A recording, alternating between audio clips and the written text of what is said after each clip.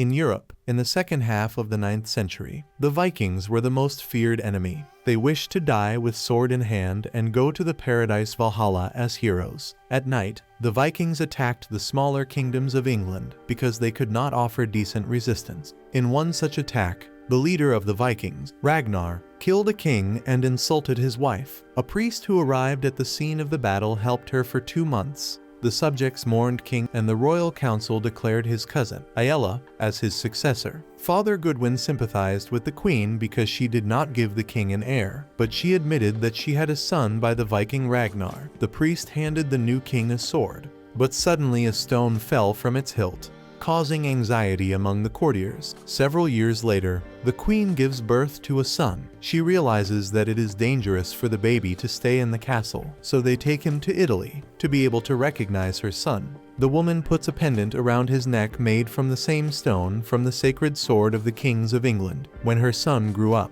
the queen died, but rumors of a legitimate heir continued to circulate. One day, the King of Wales presents the hand of his daughter, Morgana. She is to arrive at her husband's castle on the first day of spring. During the engagement, King Aella addresses Lord Egbert as to why he is spreading rumors about some child of the queen, a pretender to the throne. The young man is confused. The queen spoke of this before she died. Aella is enraged, and Morgana will provide the country with an heir. The king accuses the lord of conspiracy and sends him to prison. At night, Aella and his supporters go to the prisoner to kill him, but the cell is found empty. That same night, Egbert's boat approaches the Viking ship. Ragnar takes him with him, and the ship sails home. At the shore, the sails are lowered, and the Vikings take up their oars. The watcher signals their arrival, and the villagers rush ashore. The young man rises from his bed and hurries to meet them. He greets Ragnar, and the latter responds with the same greeting to Einar and introduces him to the English lord, their ally,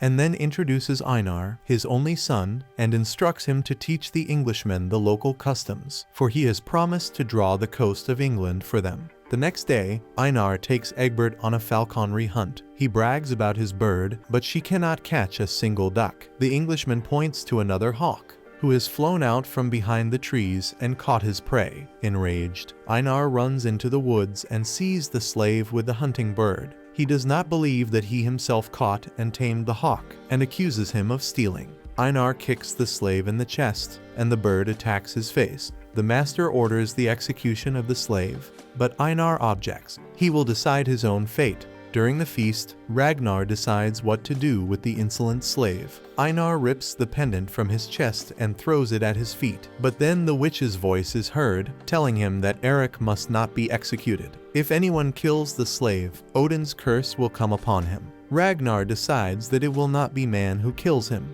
but the sea and crabs, and orders him tied to the shore. Lord Egbert takes the slave's pendant. Eric is tied to the shore, and the sorceress Katala asks Odin to stop the tide. In the meantime, a woman is on trial in the feast hall accused of infidelity. If she is innocent, her husband must cut 3 scythes around her head with an axe, not hit her. If he hits, it means she is lying. The husband throws the axe twice and doesn't hit, but Einar can't stand it and throws 3 axes, cutting off all the braids. The woman is acquitted. Katala asks Eric to move so she doesn't freeze. She explains to Lord Egbert that he was captured on an English ship and that the stone was around his neck. The Lord and the sorceress try to encourage Eric not to give up, and then they notice strange clouds. The wind begins to blow hard from the shore and drives the tide away. Einar realizes that something is wrong and runs ashore, where the Englishman has already untied Eric from the pole. The tide is out and the slave is freed from the collar. The Englishman tells of Morgana, Aella's bride, who is now sailing to her groom.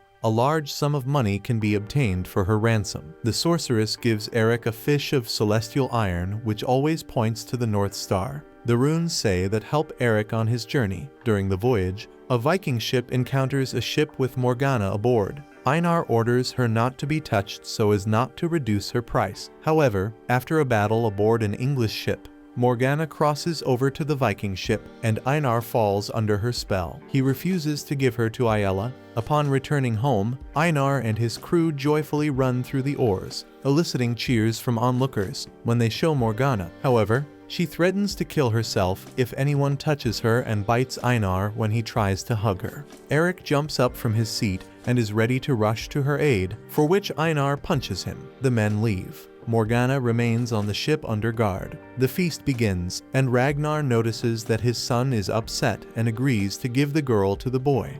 Einar heads for the ship, but Morgana threatens to kill herself. He doesn't stop, and then she changes, becoming subdued. Eric shows up, knocks Einar out, and convinces Morgana to run away with him on a stolen boat. They sail into the night, but see Viking ships ahead. Einar organizes a chase, and the Viking ships begin chasing Eric's boat. One of the ships crashes into a rock, and the men begin to sink. Eric takes Ragnar prisoner. The boy confesses his love to Morgana, but she is sad because she must return to Ayla. Eric puts his talisman on her. The king thanks Eric for capturing Ragnar, but the latter asks him to give him Morgana. The girl begs to be released. The king orders her to be taken to the chapel. Then he invites everyone to have fun. Father Goodwin sees the stone on Morgana's chest and asks about its history. Ragnar is led to a stone well with hungry wolves rampaging inside. Ayla gives the sword to Eric, for he has brought the captive and demands that the Viking be thrown down. Ragnar asks for the right to die with the sword in his hand, and Eric helps him accomplish this by cutting the ropes on his arms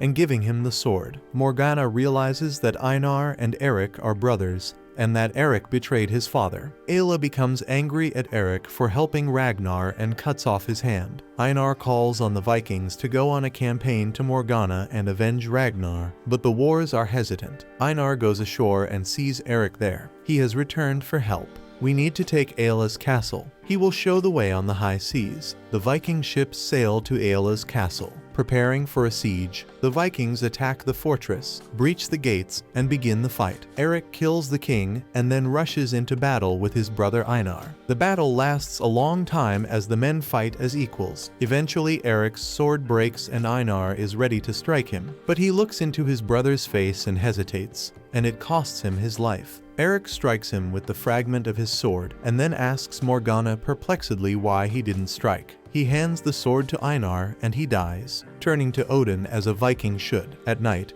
Einar is sent by boat to Valhalla, and Eric and Morgana see him off on shore. That's all for today. Subscribe and like it if you want more videos like this.